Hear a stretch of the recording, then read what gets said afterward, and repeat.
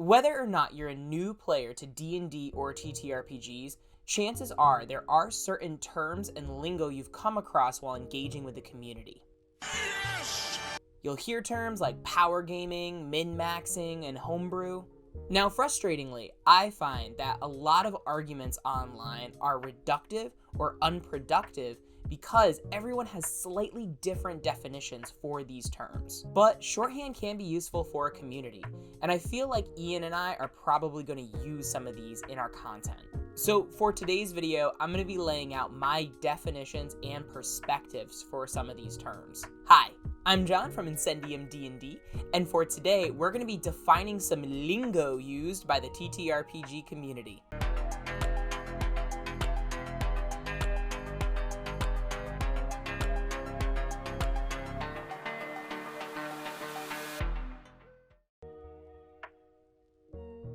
As usual, let's start off with some disclaimers and credentials. I've been playing 5th edition regularly since 2016, and I've been podcasting about it since 2017. Ever since starting 5 or 6 years ago, I've really been immersed in the community, listening to a lot of different content creators, and most importantly, the game's designers. And I say this because I have seen my fair share of these terms used in action.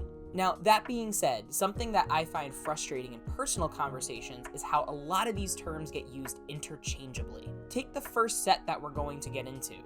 Optimizing, min-maxing, power gaming, and munchkinism. Online, you will find a lot of back and forths that pretty much get reduced to optimizing bad, RP good. Well, I believe that the overall conversation is a lot more nuanced than that. So just as a disclaimer, these following definitions are mine. I really try to use them as tools to help diagnose what somebody's feelings might be in a particular argument. And like anything, if you find yourself disagreeing with me, feel free to pop your perspective in the comments down below. We just ask that you be respectful and articulate in your responses. So without further ado, let's get to it.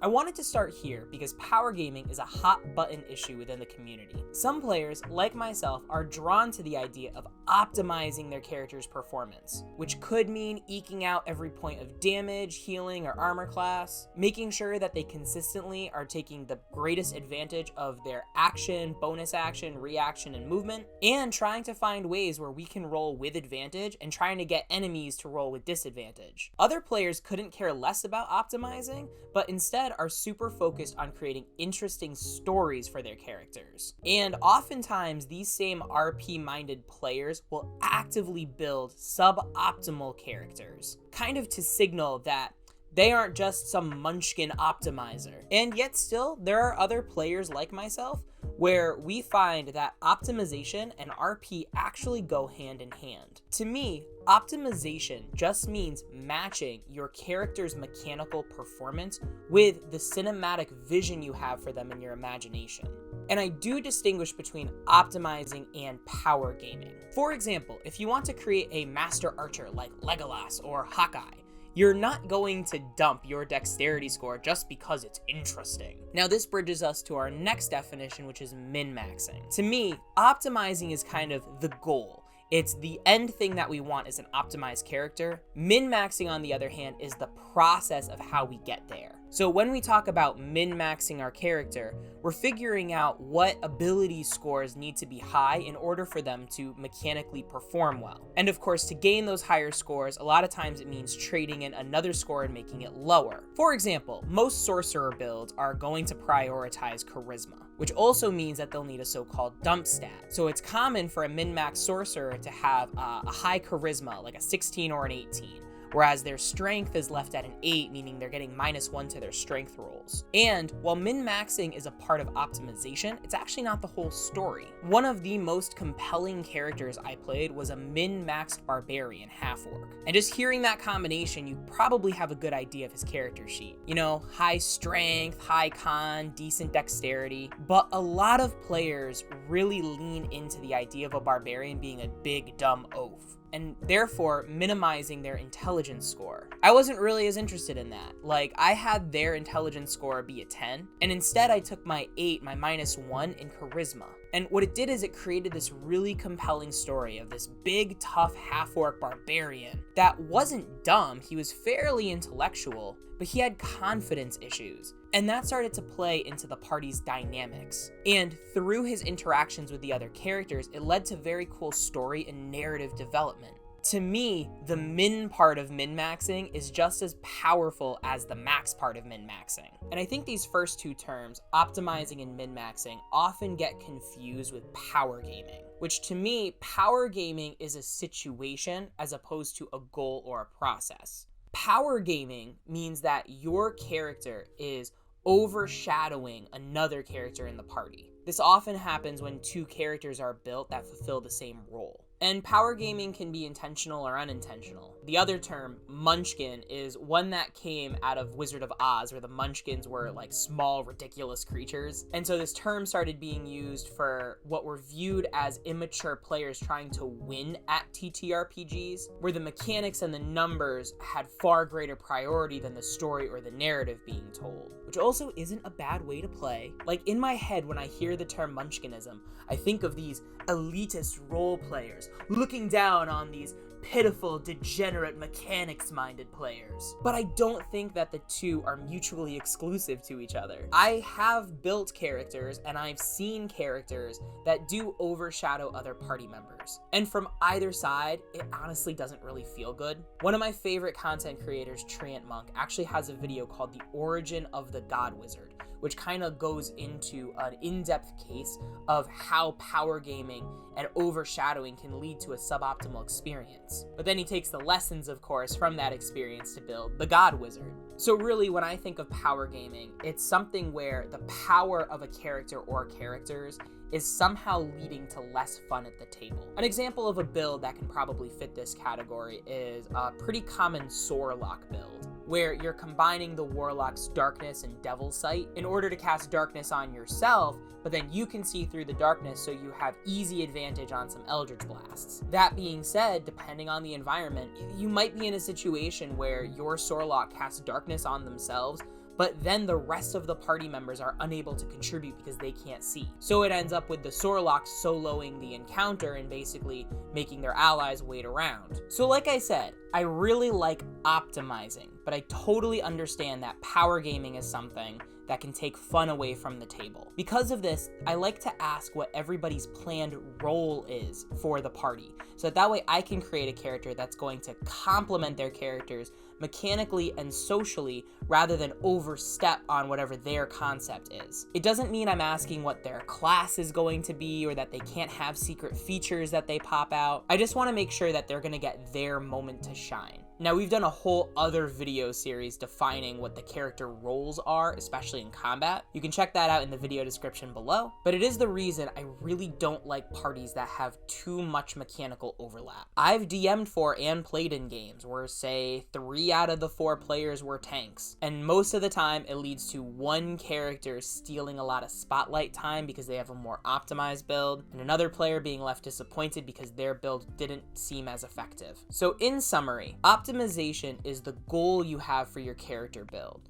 where your character's performance matches the cinematic vision in your head. If the cinematic vision is that your character isn't as effective in combat, that's totally cool and a lot of players have fun with that. Just don't be disappointed if another player who has fun optimizing outshines your characters in certain areas. Min-maxing is the process of building a character, usually by maximizing certain ability scores and minimizing others, or choosing the features, spells, and traits that are going to best serve the vision you have for your character and leaving the rest alone. Power gaming is a situation where your character is outshining another character, which can lead to both players feeling bad about the whole thing. And finally, munchkinism, in my opinion, is when you power game intentionally. One's a goal, one's a process, one's a situation, and one is an intention. And this helps us diagnose and pick apart a situation a lot more articulately.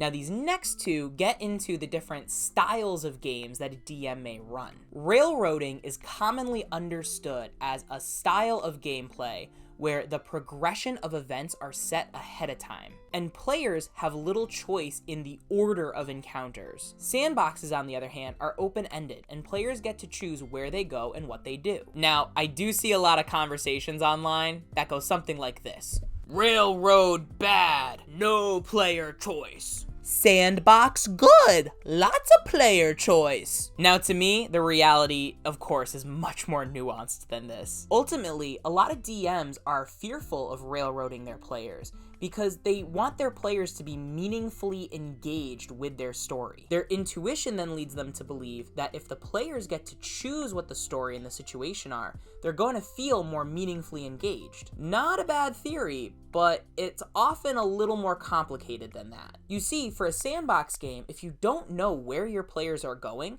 your prep usually ends in one of two extremes. Either you under-prep, meaning that whatever your players decide to do, you're not properly prepared for, and your session is more likely to be unsatisfying at the end. Or you over-prep, really fleshing out every possible contingency and situation your players may find themselves in, which then means that your players may even not engage with, say, 90 or 95% of what you prepped, and it can lead to actually a lot of resentment of the fact that your players may not be interested in all of the work that you've put in. Now, that isn't to say that sandboxes are also bad games. It just means that the simple decision of running a sandbox adventure doesn't mean that your players are going to care about it. On the other hand, I feel like railroads get a bad rap. Now, trust me, I've played in plenty of games where by the end it feels like my decisions didn't matter. Those are not good games. But just like how a sandbox adventure doesn't guarantee your players will care, a linear adventure doesn't guarantee that your players' choices are locked in. A lot of players, myself included, actually like having a little bit of direction of where to go. The meaningful decisions become less about where we go and become more about the creative ways we view and solve the various encounters we come across. How we meaningfully create an outcome for one encounter is going to help in the setup of the next encounter. In fact, this is my preferred method of DMing, and one of the pieces of feedback I get about my games is that players feel like their decisions are more meaningful. Just because I designed the quest doesn't mean that their influence doesn't impact the outcome of events. I also find that linear adventures are easier to prep. And by easier, I mean that you prep the right amount of content. Not too much, not too little. Enough so that you know the scale of the adventure and can prep an appropriate number of monsters or situations. Not so much, though, that you can't be surprised. Here's another testimony that I've gotten from another DM. What they said was that they had actually created a sandbox style game, but because all of the details were so elaborate, their players were worried about trespassing on the vision they had for their setting. They were really nervous about messing something up. So they actually made less decisions than they would have in a more linear game. So because of this, I actually tend to reserve the term railroading and sandbox for the extreme examples of when gameplay falls too much toward the linear or open-ended extremes. Instead, when describing the style of a game, I usually use two axes to kind of help me diagnose it. The first axis being DM-driven versus player-driven, the second being open-ended versus linear. And this is a continuum. You don't have just an open-ended or just a linear game. You may start open-ended, but based on your player's interests, the story starts to get a lot more linear from there. Or the opposite, you might start with kind of a linear concept, but then at one point the world opens up. And I find that the most successful games that I've either played in or DM'd for borrow from the strengths of all of the axes. Sometimes it's more about the DM setting up a quest and adventure that the players follow through on. Sometimes players start asking certain questions or start to understand their character's interests. So they start to ask the DMs if there are places they can go and goals they can actively pursue. It doesn't have to be one or the other. It can operate on a continuum. And you may find that session to session, moment to moment, your game oscillates between these axes kind of freely. In fact, for a personal testimony, the way my latest campaign works now, my players really get to decide if there's something they want their character to do. The default being, we need to go on a quest in order to make money. But depending on what they want to research or goals they want to pursue, I usually create a quest that tries to satisfy all of their goals in one way or another. Sometimes one player's goal may take more center stage, but I like to leave breadcrumbs for everybody so that everybody stays involved. Therefore, it's actually between sessions is the open-ended exploration part, where it feels more like a sandbox, but once we all sit down at the table, I have prepped a set of events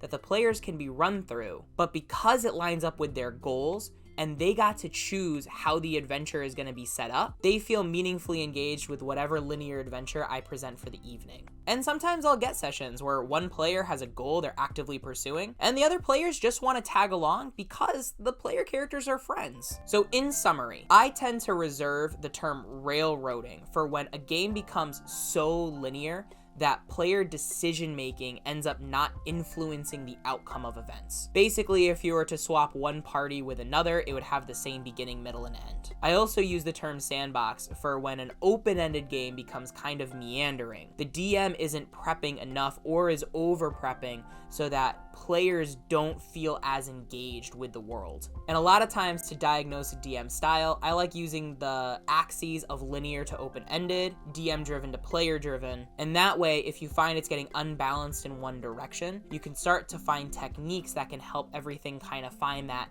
balancing oscillation between all the quadrants. Last set for today. We're talking about rules. Optional rules, variant rules, house rules, and homebrew. And unfortunately, a lot of times some of these terms get thrown around interchangeably. And while there is a lot of overlap, I like to distinguish them for myself because it makes it a lot easier to review certain rules if you know what category they fall under. First up is optional rule. An optional rule is officially sanctioned by Wizards of the Coast, it's been published in a first-party product, and it's intended to add to the game without changing the base system. A good example of this would be feats in the player's handbook. Now, technically, you can play the game without feats. All feats do is add an additional option for your character's class, where instead of taking an ability score improvement, you instead take a feat that your character meets the prerequisites for. Now, optional rules will change the game's balance and directly influence the game's fun, but they're not taking any rules away or swapping out any rules. To let you know, I have played in games that don't allow multi-classing or feats. That decision didn't necessarily make the game better, but it did change it. Variant rules, on the other hand, are also officially sanctioned, been published in a first-party D&D product, but instead offer some kind of substitution or some kind of clarification to a rule. For example, variant encumbrance changes the encumbrance value from 15 times your strength score to only 5 times your strength score. This changes the base rules of the system. It also changes the game's balance, and for a lot of people, changes the game's fun. For me, I actually have a lot more fun with variant encumbrance, both as a player and as a DM. It makes equipment management, so much more engaging. And now there's like a cost benefit. There's actually a reason to not dump your strength score, but this is also where it gets kind of sticky. To me, the term house rule encompasses a lot of things. One of those things possibly being variant rules that are not officially sanctioned by Wizards. A good example of this would be from a Tal'Dorei campaign setting or Tal'Dorei Reborn, where you get to use potions as a bonus action instead of an action. This is a house rule. It functions as a variant rule, but it hasn't appeared in a first-party D&D product. So it's something that your table or your DM decides to use. Another example of house rules are the social contract rules that your table plays by. This might be as simple as scheduling, what day everyone decides to meet, how long the session is going to be. Might even be, are players expected to use physical character sheets? Are they allowed to use digital character sheets? And it might also come into play with certain restrictions when it comes into character building. If a DM says you're only allowed to build using options from the player's handbook. I've played in games like that too. That's more of a house rule. There's nothing officially in D&D that makes it so you have to have everything available, or you can only have some things available. Treant Monk, who's a content creator I mentioned earlier, also recently put out a video where he said that he banned the shield spell from his table for both player build and for his monsters. That's a house rule, just saying you can't take this option.